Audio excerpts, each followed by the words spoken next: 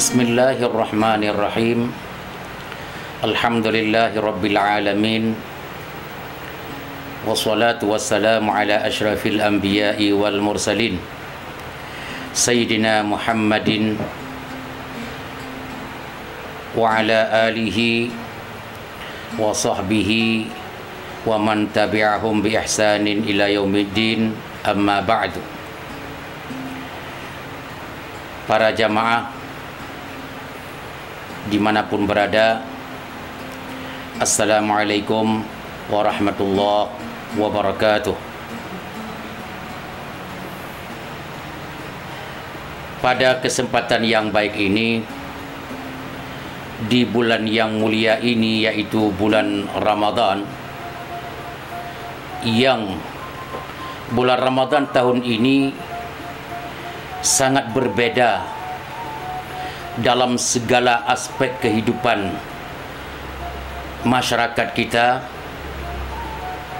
dengan tahun-tahun sebelumnya, di mana tahun Ramadan atau Ramadan tahun ini kita diberikan oleh Allah Subhanahu wa taala cobaan, ujian atau musibah, yaitu dengan datangnya wabah corona. Yang kita angkat pada kesempatan ini, bagaimana kita mensikapi di satu sisi Ramadan, di sisi yang lain adalah ada wabah yang sangat berbahaya. Kita sebelum berbicara Ramadan di musim wabah corona ini, bagaimana kita beribadah di bulan suci Ramadan di musim wabah corona atau coronavirus ini, kita ingin kembali dulu mengajak kita semua bahwa umat Islam dengan ulamanya sepakat mengatakan bahwa Islam itu adalah sebuah agama dan sebuah tata cara hidup manusia selama manusia itu masih hayatnya di kandung badan. Tata cara hidup yang rapi dalam pandangan Allah Subhanahu wa taala itu adalah berpedoman kepada buku yang dikeluarkan oleh Allah sendiri, tanda kutip, yaitu pedoman konkret. Dan pedoman konkret itu, yaitu Al-Quranul Karim, tidak boleh kita ragukan sama sekali. Dalam Al-Quran sudah diberi petunjuk pelaksanaan ibadah itu tidak membebankan, tapi pelaksanaan ibadah itu sangat membahagiakan. Salah satunya ayat Allah dalam surat Al-Baqarah ayat 185, Allah berfirman, a'udzubillahi minasyaitonirrajim, yuridullahu bikumul yusra wala yuridu bikumul usra. Allah ingin hambanya ini melakukan peraturannya, mengamalkan agamanya, tapi tanpa beban. Al-yusr, mudah. Dan Allah tidak ada rencana sedikit pun mewajibkan kita ibadah kepada Allah, baik di dalam bulan Ramadan atau di luar Ramadan. Tidak ada ingin Allah Ta'ala menjadikan ibadah itu al-usr, dapat membuat sebuah tidak bahagia dalam melakukannya. Tidak seperti itu. Malah Allah inginnya kita beribadah dengan keadaan bahagia, kita melaksanakan perintahnya, dengan senang kita meninggalkan larangan Allah Subhanahu wa Ta'ala. Itu dalam Al-Quran banyak ayat yang menyatakan ibadah itu bukan beban. Ibadah itu sebuah kebahagiaan. Karena kita, seperti yang telah kita pahami semua, karena kedekatan kita dengan Allah Subhanahu wa Ta'ala merupakan puncak kebahagiaan. Kemudian itu dalam Al-Quran dan banyak ayat yang lain. Kemudian kita coba melihat di dalam hadis Rasulullah sallallahu alaihi wasallam hadis yang diriwayat oleh Imam Bukhari dengan sanadnya kepada Abi Hurairah, di mana Rasulullah sallallahu alaihi wasallam bersabda, "Innad din yusrun." Agama itu mudah loh. Agama itu mudah loh. "Wala yushaddad dina ahadun illa ghalabah." Siapa yang mencoba membuat agama siapa yang ingin mencoba membuat agama itu sebuah penekanan, tidak bahagia umat, ekstrim dalam memahami agama, illa ghalabah, orang itu akan terpojok, dan masyarakat pun tidak menerima agama yang kita tafsirkan dari Allah dan Rasul yang membebankan umat. Masyarakat pun tidak menerima, dan Rasul pun mengatakan itu tidak seperti itu. Makanya Rasulullah mengatakan di ujung hadisnya, fasaddidu, cari solusi yang membahagiakan umat, yang tawasut, yang tidak terlalu ekstrim dalam memahami agama. Wa qaribu, usahakan untuk melakukannya yang lebih sempurna sesuai dengan keinginan Allah. Wa abshiru, dan berikan berita kabar gembira kepada umat tentang agama itu adalah sangat membahagiakan di dunia dan membahagiakan di akhirat. Dalam riwayat yang lain, wa yassiru, dan mudahkanlah orang mengamalkan agama, tidak membuat orang itu gelisah dan tidak senang dengan agama dan lari dari agama kita. Di situ dalam hadis dan ayat itu kita pahami bahwa Islam itu tidak kaku seperti yang dipahami oleh sebagian orang. Dan Islam itu tidak hitam putih ya. Tidak hitam putih. Tapi agama itu sebuah kebutuhan dalam menata kehidupan menuju ridha Allah sebagai pencipta kita sendiri. Itu kebutuhan kita dalam menata hidup kita menuju pencipta kita.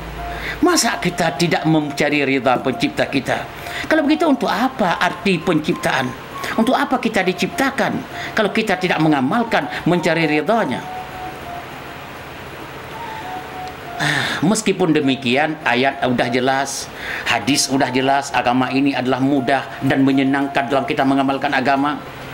Tapi ada saja penafsiran-penafsiran yang miring, yaitu menerjemahkan agama agak sedikit semacam mengancam atau semacam dapat mengantarkan umat kepada merasa kurang betah dalam mengamalkan Islam itu sendiri.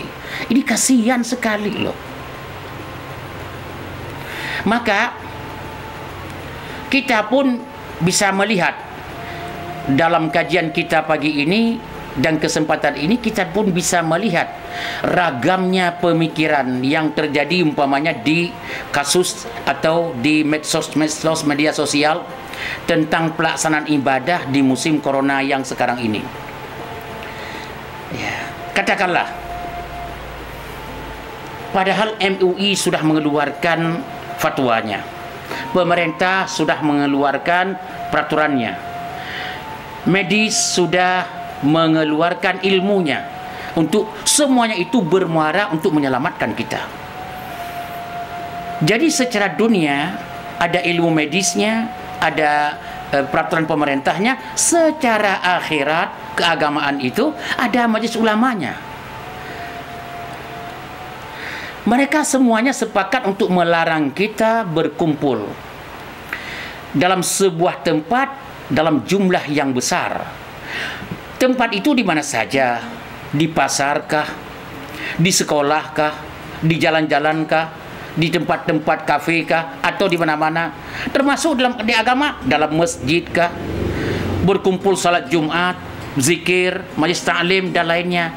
Kalau yang namanya berkumpul dalam skala besar itu dapat penularan virus yang semua kita tidak menginginkannya. Makanya MUI mencoba menggali hukum itu, bagaimana yang berkaitan dengan agama, pemerintah bagaimana yang berkaitan dengan rakyat, medis bagaimana yang berkaitan dengan kesehatan. Sepakat mereka melarang berkumpul di mana saja berada. Untuk kita Islam biasanya berkumpul di luar agama dan dalam agama. Luar agama itu di dalam pasar-pasar, di majlis taklim, di majlis zikir, dan di jumatan dan sebagainya. Nah, tapi meskipun demikian peraturan sudah jelas, secara agama sudah jelas, secara pemerintah sudah jelas, masih ada juga ya masyarakat yang menginginkan salat Jumat, ingin melakukan salat Jumat. Seperti yang kita lihat di media sosial, ada sebuah masjid yang masyarakatnya sudah penuh, tapi imam dan khatibnya tidak ada karena imam dan khatib sepakat untuk meniadakan salat Jumat. Akhirnya apa yang terjadi? Masyarakat marah-marah dan mengeluarkan kata-kata yang tidak seronok dengan posisi ulama. Tanda kutip, mencaci maki ulama, bla bla bla bla dan lain-lainnya. Hal seperti itu, apa yang terjadi? Di sini kadang-kadang masyarakat itu kalau boleh saya memahaminya, kadang-kadang masyarakat dalam memahami agama lebih masyarakat awam ya. Kadang-kadang lebih kiai daripada kiai dalam memahami agama. Aneh juga masyarakat akhir zaman ini. Bagaimana tidak aneh? Dia orang awam, Quran tidak memahami, hadis tidak mengerti, kaidah berfatwa, berijtihad apalagi tidak memahami. Tapi kadang-kadang orang awam yang seperti itu merasa dirinya lebih kiai daripada kiai. Akhirnya berani mencaci maki ulama-ulama yang tidak sepantasnya dia melakukannya. Kita tanya sekarang, di saat Anda masuk masjid, imam tidak ada, khatib Jumat tidak ada, Anda caci maki ulama tidak datang, Anda mengatakan ulama itu dengan bahasa yang tidak seronok. Pertanyaannya, kalau memang Anda lebih paham daripada mereka, mereka mengatakan tidak melakukan salat Jumat, Anda mengatakan wajib Jumat. Kalau Anda lebih paham daripada mereka, silakan saja Anda jadi imam, Anda naik mimbar jadi khatib. Akhirnya kan tidak bisa, Anda pun tidak siap menjadi khatib. Pertanda Anda itu tidak memiliki kapasitas ilmu yang cukup. Makanya kalau begitu, bagi kita yang tidak paham agama, ikut orang yang paham. Nah, sekarang pertanyaannya, Ustaz, kita ini kita takdirkan, kita contohkan umpamanya ada pertanyaan. Jadi salat berjamaah dulunya kami di masjid, tidak pernah meninggalkan masjid. Sekarang kalau kami datang ke masjid jadi berkumpul agak banyak, penularan virus akan terjadi. Secara medis melarangnya, secara pemerintah melarangnya. MUI pun mengatakan berkumpul walaupun di masjid ramai-ramai tidak diperbolehkan karena terjadi penularan virus corona. Bagaimana? Apakah kami ada anjuran enggak untuk salat berjamaah di rumah dan tidak berjamaah di masjid? Itu katakanlah umpamanya sebuah pertanyaan. Kita jawab. Puasa itu salat itu ya. Jujur, salat itu ada peraturannya, ada rukhsahnya, ada undang-undangnya. Seperti saya katakan, salat zuhur 5 waktu, asar, zuhur, asar, salat 5 waktu, zuhur, asar, maghrib, isya, subuh. Itu zuhur dengan asar kan bisa jamak qasar, maghrib dengan isya juga begitu, bisa takdim, jamak takdim, bisa jamak takhir. Itu berubah dari kebiasaan. Tapi karena kendala ada musafirnya, agama memperbolehkan. Di saat kita salat zuhur 2 rakaat, apakah kita melanggar undang-undang? Biasa salat zuhur 4 rakaat? Tidak.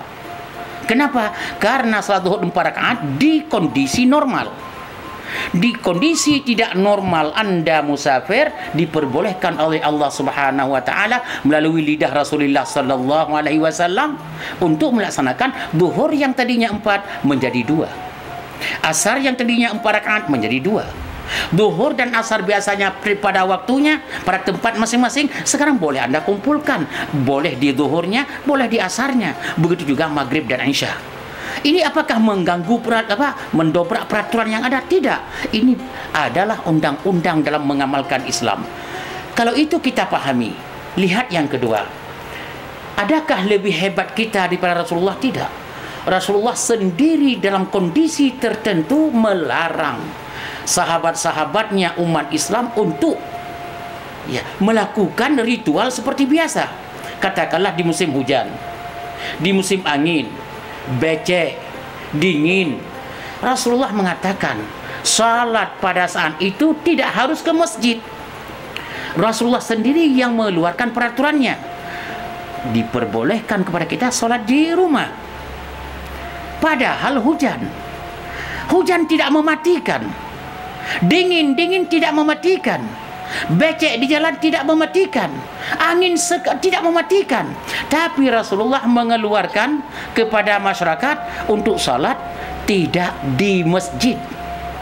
Dalam hadis riwayat Muslim, Rasulullah ya'murul muadzin, memerintahkan orang berazan pada saat udara dalam keadaan baridah dingin, au dzata matarin, atau dalam keadaan hujan, dalam musafir, untuk mengumumkan oleh semua muadzin, hai muadzin, umumkan apa? Sallu fi rihalikum, sallu fi buyutikum.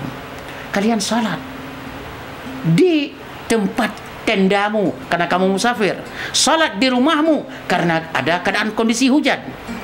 Di situ kita pahami bahwa Rasulullah sendiri membolehkan tidak masuk masjid dalam kondisi tertentu. Padahal cuma becek, padahal cuma angin, dingin, hujan, tidak mematikan. Kalau itu kita pahami adalah, bayangkan virus corona. Yang virus itu kita tidak tahu apakah orang di sampingku itu bawa virus atau tidak. Orang di depanku, di belakangku bawa virus atau tidak. Mereka anteng-anteng saja, sehat-sehat saja. Jawabannya, karena itu kita tidak memahami di mana itu virus ada, siapa yang bawa virus, siapa yang bervirus. Makanya pemerintah mengatakan kurangi pertemuan, jarangkan pertemuan, jauhkan satu sama lain 1 sampai 1,5 meter. Itu bukan apa-apa. Bukan saat kita melakukannya salat di rumah atau di masjid atau di mana-mana kita jauhkan 1 meter, 1,5 meter antara satu sama lain. Bukan kita membenci dia, tetapi karena menjaga. Bukan hanya dia, karena kita khawatir akan menularkan virus kepada kita, jangan-jangan kita juga ikut menularkan virus kepada dia yang tadinya tidak bervirus. Oleh karena demikian, bahwa untuk kondisi sekarang ini, kesimpulan sementara dalam kajian kita, tapi kesimpulan yang wajib kita amalkan bahwa berkumpul rame-rame di pasar, di jalan-jalan, di mal-mal, apalagi sampai di masjid pun, kalau kumpulan banyak yang menyebabkan penularan virus, sangat dilarang oleh Allah SWT. Saya bisa mengatakan agak sedikit tanda kutip ekstrim juga kalimat yang saya gunakan ini. Barang siapa yang tidak mau ikuti peraturan itu, dia mendobrak Islam dan bertentangan dengan sunnah Rasul Sallallahu Alaihi Wasallam. Masih maksa diri untuk Jumatan, kumpul-kumpul rame-rame, tidak pakai masker, bertentangan dengan ini, bertentangan dengan itu. Jawabannya, Anda bukan bertentangan dengan dunia Anda. Jawaban Anda sudah mendobrak hukum Allah Subhanahu wa Ta'ala yang Anda ingin diselamatkan oleh Allah, tapi Anda sendiri tidak mau selamat. Ya, oleh karena demikian, saya sebelum melanjutkan ingin juga menanyakan kepada pemirsa, teman-teman yang hadir dalam majlis ini atau yang mendengar dari jarak jauh. Yang hadir di sini cuma wajib duduknya jauh-jauh. Alhamdulillah, satu sana, ibu di sini, bapak di sana, tidak boleh dekat-dekat. Itu pun dengan penuh cuci tangan kita siapkan dan pakai masker. Ya. Cuma Ustaz, kenapa agak pakai masker? Ya, itu jawabannya bagaimana ya? Kalau saya pakai masker, katanya suara Ustaz kurang jelas. Ini gawat juga nanti. Ustaz pula yang salah. Lebih kiai, lebih orang lain lebih kiai daripada kiai jadinya. Ya, sorry, cuma hanya untuk sekadar canda. Kalau belum ada pertanyaan bapak-bapak yang di pojok sana? Ada pertanyaan? Ya, Bu? Oh bukan, garu-garu kepala. Ya udah, silakan lanjutkan garu-garu kepala. Bukan pertanyaan. Oke, kalau begitu saya buat sebuah pertanyaan sendiri. Ustaz, boleh nggak saya bertanya? Apanya? Saya mendengar dari sebuah ceramah di YouTube bahwa dalam Islam itu salat berjamaah itu wajib, karena Rasulullah mewajibkan salat berjamaah meskipun dalam peperangan. Saat perang itu wajib salat berjamaah, padahal musuh di depan mata. Yang sudah jelas dalam perang saja Rasulullah Allah Subhanahu wa taala mewajibkan kita salat berjamaah. Kalau begitu, dalam virus corona ini tidak boleh kita lari dari salat berjamaah di masjid. Itu saja Ustaz. Jawaban begini. Di pertanyaan itu ada beberapa cacat. Pertanyaannya yang cacat. Padahal saya sendiri yang bertanya, saya pula yang menjawab. Ya, umpamanya lah. Ya, jangan terlalu tegang kalian nih. Ya, umpamanya. Memang jawabannya memang dalam surat An-Nisa ayat 102. Allah berfirman tentang pelaksanaan salat berjamaah Rasulullah dengan sahabatnya di dalam medan tempur, yaitu surah An-Nisa ayat 102, a'udzubillahi minasyaitonirrajim, wa idza kunta fihim fa aqamtas salah fa aqamta lahumus salata faltakum ta'ifatun minhum ma'ak wal ya'khudhu aslihatahum fa idza sajadu falyakunu min waraikum wal ta'ti ta'ifatun ukhra lam yusallu falyusallu ma'aka wal ya'khudhu hidrakum wa aslihatahum. Jadi Rasulullah merapikan dua saf. Yang satu saf ikut Rasulullah dalam salat berjamaah, yang satu saf lagi di belakang siap-siap. Rasulullah dengan satu rombongan ruku, i'tidal, sujud dan seterusnya. Yang di belakang berdiri tegak, tidak mengikuti imam. Kemudian setelah Rasulullah dan rombongan pertama bangun, baru di belakang menyelesaikan salatnya. Jawabannya, di situ kita pahami bahwa musuh sudah ada tapi belum mulai perang. Musuh sudah ada tapi belum mulai peperangan. Di situ itu satu.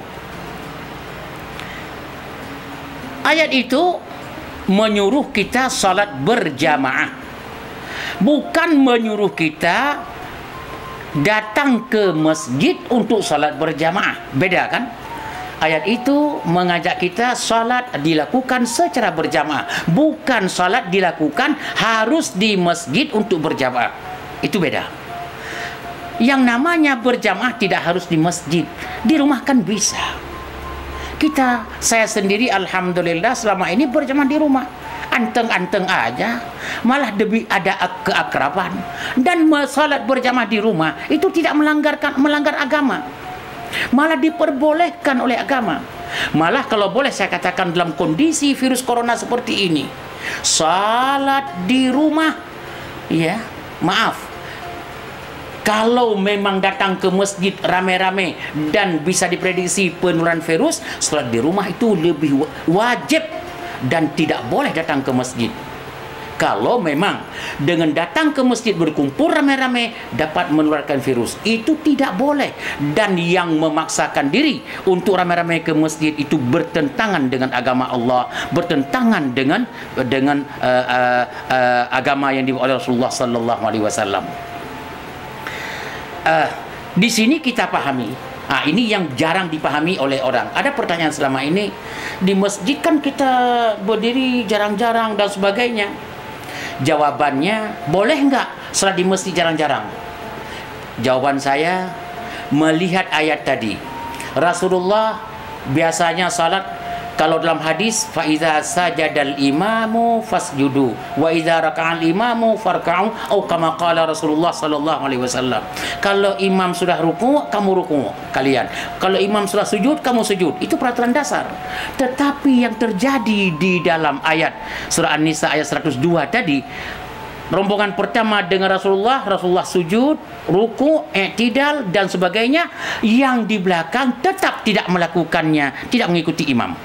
Dalam tidak mengikuti imam, sujud, ruku bersama imam. Tapi mereka akan melakukannya setelah berjamaah juga di belakangnya. Nanti setelah Rasulullah dan sahabatnya yang pertama bangun tegak. Di sini memahami apa? Dalam kondisi tertentu pelaksanaan salat itu berbeda dengan biasa. Maka di sini saya pahami, kita juga harus memahami saf itu harus rapat sebenarnya pada saat normal. Tapi pada saat tidak normal dalam kondisi seperti ini, saf jarang itu dianjurkan berbeda dengan biasa. Barang siapa yang merapatkan saf, saya juga mengatakan lagi, ini bertentangan dengan agama Allah Subhanahu wa taala dan pertanda kurang memahami agama. Dalam kondisi seperti ini ya. Pada kondisi normal, kalau ada yang jarang-jarang safnya, malah dalam sebuah pendapat ulama saya mengatakan tidak sah. Itu dalam kondisi normal. Kondisi yang seperti ini memang harus jarang safnya, harus berbeda dengan kebiasaan untuk menyelamatkan manusia dan menyelamatkan kita dari wabah yang semuanya kita tidak menginginkannya. Saya tanya ini maaf jangan tersinggung yang imam-imam yang jadi di masjid biasanya stawu sufufakum wa'tadilu, luruskan saf dan rapatkan saf. Tidak boleh menghina.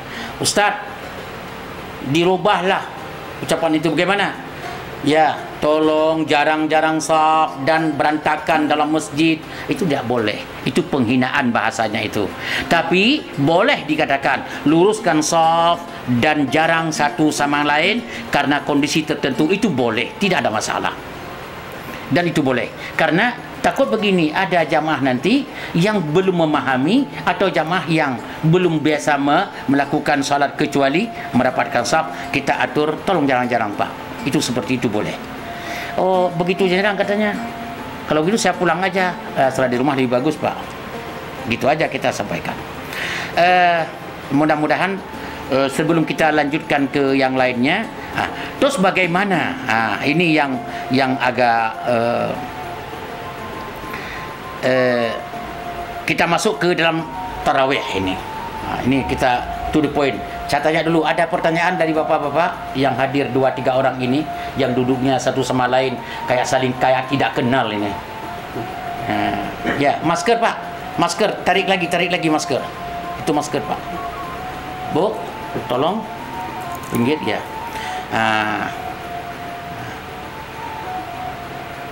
Ada pertanyaan tentang yang kisaran Ramadan dalam musim corona ini? Enggak ada. Ada. Silakan Ibu. Ini Ibu ya? Ya, silakan Bu. Maskernya ditarik Bu. Ya, oke. Silakan. Assalamualaikum warahmatullahi wabarakatuh. Waalaikumsalam warahmatullahi wabarakatuh. Maaf Pak Ustadz, mau tanya. Silakan. Kalau nanti 10 hari terakhir puasa Ramadan kan biasanya kita berlomba-lomba iktikaf di masjid. Iya. Untuk menggapai malam Lailatul Qadar yang mulia. Iya. Nah, gimana kita kalau lagi lockdown di rumah, sahkah kita iktikaf di rumah dan bagaimana tata cara iktikaf yang baik? Makasih Pak Ustadz. Assalamualaikum warahmatullahi wabarakatuh. Waalaikumsalam warahmatullahi wabarakatuh. Ini pertanyaan luar biasa. Ya, luar biasa pertanyaannya. Kita ini, maaf, tolong dengar baik-baik. Kalau merujuk kepada Al-Quran, wa antum a'udzubillahi minasyaitonir rajim wa antum aakifuna fil masajid. Itu dalam surat Al-Baqarah. Kita ini beriktikaf itu di masjid. Jadi ada ulama